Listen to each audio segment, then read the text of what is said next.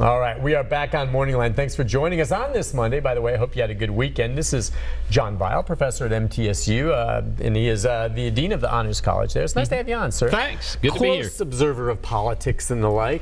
Can't help it. Yeah, you know what? It's entertaining stuff, I'll tell you. It is. Let's take a call from Joe. Joe, good morning.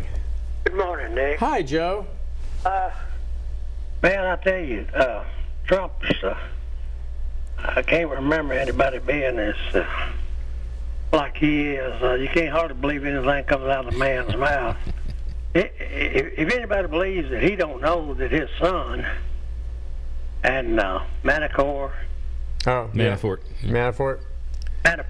yeah, had a meeting with these Russians, he says he don't know nothing about it. Anybody believes that'll believe in Santa Claus coming Christmas. But the other thing that amazes me, this guy this Manafort has signed on as an agent of the Russian to represent the Russian government in their business interests in the United States. I can't believe that they don't see that Trump and his family are going to make a lot of money, and so a lot of other people that they're dancing with the Russians right and left. I mean, it's amazing that you can just put stuff out there and people don't believe it. Yeah. Maybe I'm missing something, but I wish somebody could explain that to me. Well, it's interesting. It's not only that some people don't believe it, it's that others don't care. And I'm trying to think back, and you and I are a bit older, to prior, administrations. That's saying it kindly. Yeah. It's like, it's stunning to me that people are kind of ambivalent about the thought that a foreign power, particularly a Russia, is meddling in our free election process, and they don't seem to care, or they think, oh, that's just campaign research. I mean, any other time in history, especially back when they were the Soviet Union, that would be a stunning pronouncement that would freak everyone out. And nowadays, like, oh, okay, so there's some people that think Putin's a good guy. If you think Putin's a good guy, do your research. You're dead wrong. The man is an awful, murderous killer and a bad person. And it's just stunning to me that, to some degree, people, now you may not believe it, but if you do believe it, you don't have a problem with it, then, like I said, you have a problem. What's a foreign power interfering in our democracy, that bothers me, whatever administration it is and whatever foreign power it is. Well, what's surprising is that the president seems to give more credence to Putin's denial than he does to his own intelligence services that, 3 or 4 have investigated and all have come to the same conclusion. Now, that in and of itself does not necessarily mean, it's possible that Trump, doesn't believe it because he wasn't directly involved and just finds it odd. But the more they sort of put the timeline together, which is, you had this meeting with Trump's son and, Manafort and several others, and then you see the leaks beginning shortly after the the Assange and WikiLeaks and whatever sort of coming out. It suggests causation. It doesn't prove causation. Didn't Donald Trump tweet out about Hillary Clinton's 30,000 emails? He did. He sort of invited the Russians to, if you have them, let us know. Yeah, but he tweeted out about the 30,000 missing emails, the day after his son met with the Russians. Well, more importantly, he suggested in a speech that he was going to have an important revelation the next week or two.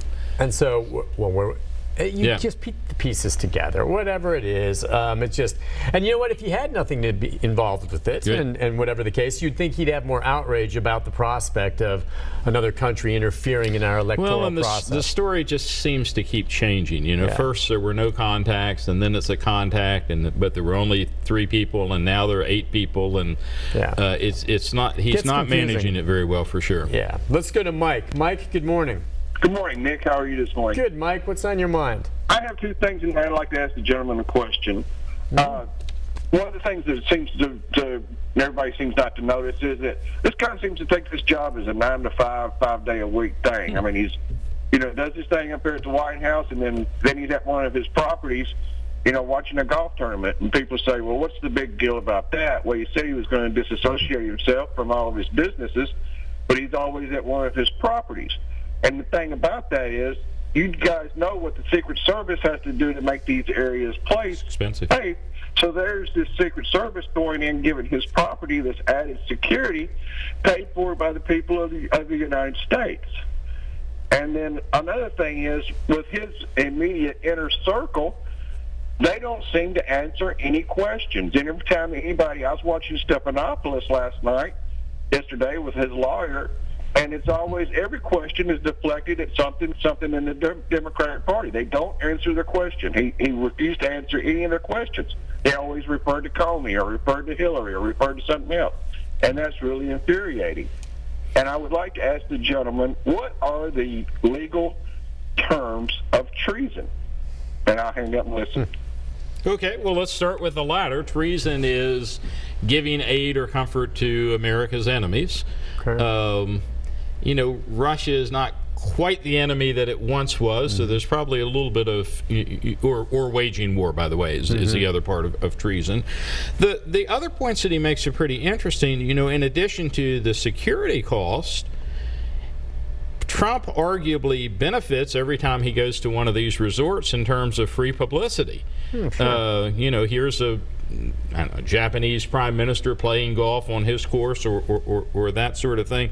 I will defend him a little bit on 9 to 5 may not always be what it appears. Eisenhower was a master during the Cold War of major crisis, and he would go out and play golf. And he apparently did it not so much because he liked golf as he was sending a signal that he was in charge, no need to panic and that sort of thing. So, you know, I don't...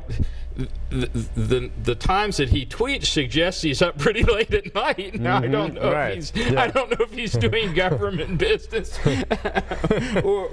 or not.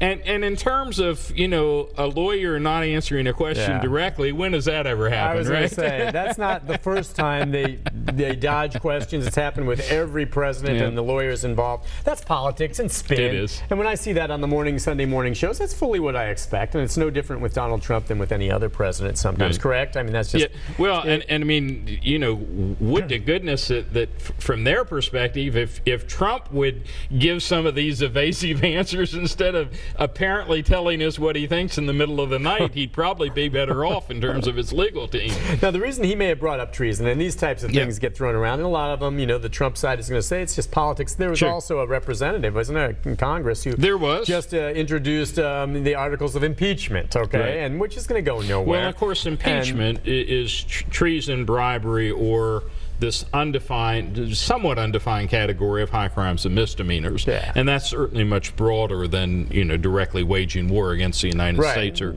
giving aid and comfort to their enemies. Someone else investigating thought, you know, well, this, if it's all true with the Russia thing, could be treasonous. So you've got the words treason and impeach that have come out. And again, the impeachment... I think that was actually the vice presidential candidate, the Democratic... said that. But none of that's going to go anywhere, at least certainly not right now. But that, and some of that is indeed political. But, you know, some strong words bandied about. We'll see as more things come out. It is interesting, and I knew it when he was elected, whatever else, you know. I mean, Donald Trump is, first and foremost, a very good businessman. And I knew whether he won that election... Well, and a good marketer. Yeah, whether he won that election or not, he was going to make out like a bandit. If he, let's just say he came up a little short to Hillary. Name recognition. His business would have been booming. And now, I mean, the big kahuna, he's won it. And when he does finally leave office, and I know he's getting older, whenever it is, after this term or a second term, I mean, it's dream come true, business-wise for him. It's done very well for him. Listen, we'll take a break. When we come back, more of your phone calls right after this. This is a Storm 5 HD.